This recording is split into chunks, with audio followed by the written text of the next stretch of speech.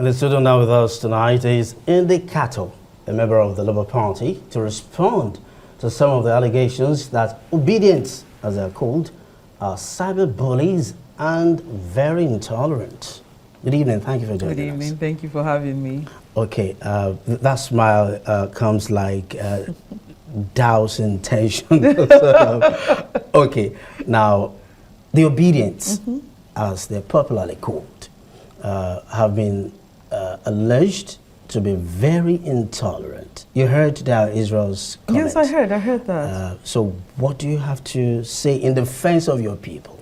I think that there's an attempt right now to paint Obedience with a brush. This is a situation of give a dog a bad name and then hang it, to paint Obedience with a brush. And the truth is, this is a movement that comprises of Nigerians, right? Millions of Nigerians who demand better, who believe in the candidacy of Peter Obi, who know that, look, this man can deliver a better country for us based on his antecedents. So it's not that we just gather together to make noise. And you know, one of the most upsetting things is when people point these fingers at Obedience, they forget that during this campaign season, we have lost a ward woman leader in Southern Kaduna. We have lost a House of Assembly candidate in Imo. We have lost a Senate candidate. We have come under attack. Peter Obi has been stoned, all sorts of things. Even today, Dr. Tape came out, you know, they accused him of declaring religious war. These are things that this candidate has gone through so much. There's something Peter Obi said, that I was a good man till I decided to run for president.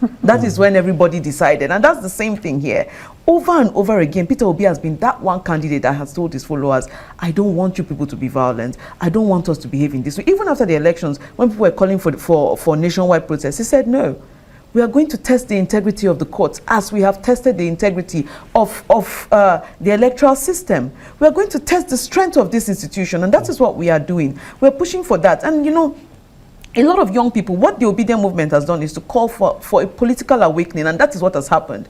So the political class and other people who are used to benefiting from this rent-seeking system are not used to being questioned, are not used to the ordinary man on the street understanding the issues and questioning their every word. When they say 1 + 1 = 3, somebody will stand up to them and say, no, this is not the case. They are not used to it. And so when they are questioned like this, they start crying bullying and all of that. I mean, we saw what happened in Lagos. We saw the attacks that Obedience came under just to be able to vote. Somebody died in Edo State. Just these are the issues. So when you talk of violence in this campaign season, these are the things. And we have come under so many attacks. We have people who have lost lives. We totally understand. Yes, unfortunately, some lives were lost in the process. And all of them still remain vivid in our memories. But at the end of the day, the accusation, not just from Dire Israel, but members of other political parties, is that Obedience sometimes can be unruly in terms of, you know, how they look at certain issues.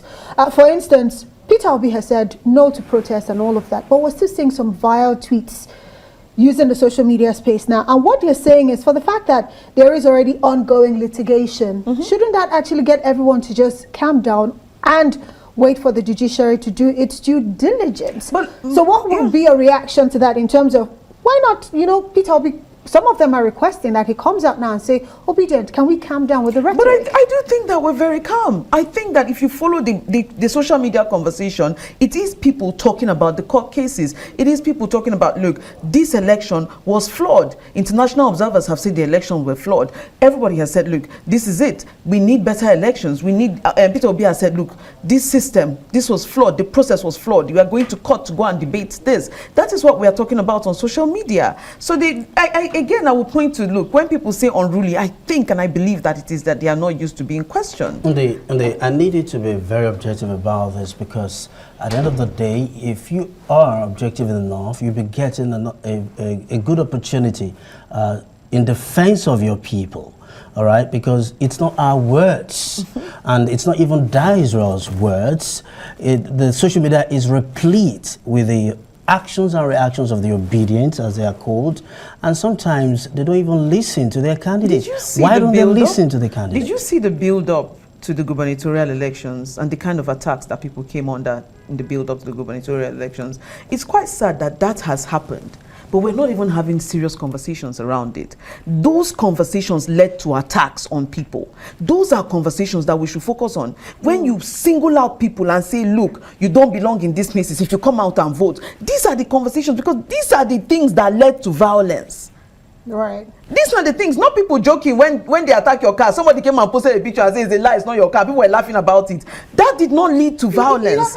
These conversations have led, we have issues that have led to violence against us. And these are the conversations we should be having. It is a conversation we're having. And we need to all look at it objectively here, because all of this bullying, we will not blame it only on the Obidient, because the truth is we have seen political parties and even their spokespeople go beyond. Exactly, and that's the thing. Like, as a media person now who happens to be one of the spokespersons of the Obi Adati campaigns, how would you advise that would draw that line between, having to support your candidate and actually push out whatever you believe should have happened with the election, and hate speech, that line there? Number one, I want to correct this thing where it is, it's tagged that Obedience are the ones. I did say it's not synonymous to the Obedience. So it looks like, it's just Obedience. Yes, unfortunately, in the country right now. Unfortunately, things are heated. The political space has become so heated, and it didn't start now. From the 2015 elections, it really got bad when people were reporting people to their bosses to fire them, and it has built up from there. So people, when they come into the political space, people are on the offensive and defensive because they do not want to be the ones on the receiving end of these things. But this is not an Obedience situation that, it's just Obedience that do this. Look, the truth about it is the people who have faced the most consequence for hate speech is Obedience. We have been lynched, all sorts. We are burying people. Badebo Rhodes Vivo is still visiting people. Peter Obi had to visit people after the elections. So when we're talking about the consequences of these things, these are, and you know what? When you talk about us as media people, look, everybody that has been representative of the Obedient movement has been quite sensible with their speech. But you have spokespersons, official spokespersons of other political parties being able to say really, really, really terrible things and get away with it. So terrible that we have a professor in Canada who has had to carry a case to ICC for what the spokesperson of the APC said. So when you talk about these things, look, anybody can wake up today and say Obedience. You played the video of that person. Do you know that as of this evening, Obedience have gone and traced the real name of the person on the flight? Where he used to work, where his wife works, she works at the TV station, all of that have brought that, please, police, take. Because when these accusations come now, they will say Obedience. So Obedience have brought the police, look, we have fed you with every information about this character that did this. Are you saying he's not an Obedient, the person who was screaming Obedience in the plane? No. Are you saying he's not? Obedience brought it out. No. That's the thing. Anybody can wake up and say, and like I said, we are facing, this is the kind of thing we're facing now. So that make us understand that sometimes some people, in being objective now, sometimes some other people who are not Obedient camouflage as Obedient on social media to tarnish the image of the Obedient. Is that what you're saying? And when that happens, like with the case of today, Obedience take their time, go and investigate, bring out the name of the person, because we do not want to be tainted like that. Even with the conversation of the Eze in Lagos, they have brought out this Eze is actually in Isolo. This man has actually shown support for the ruling party. So now why are you painting him with Obidient brush? Well, the video that he released is clear as to yes, but they have gone back to trace. Right. And so what I'm pointing out is, look, there is a concerted effort to paint situation right now when we are waiting for the court case. And look, literally, our leader has said this.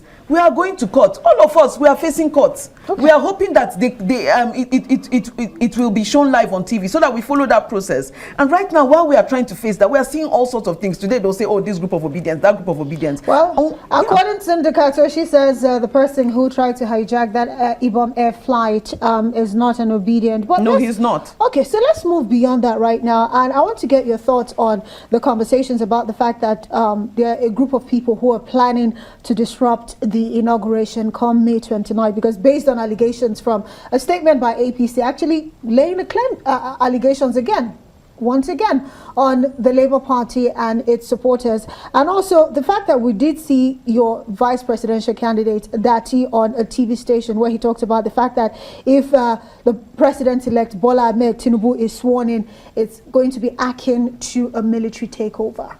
So the conversation, we've had this conversation about the interim government, and the people who can do interim government are the people in power.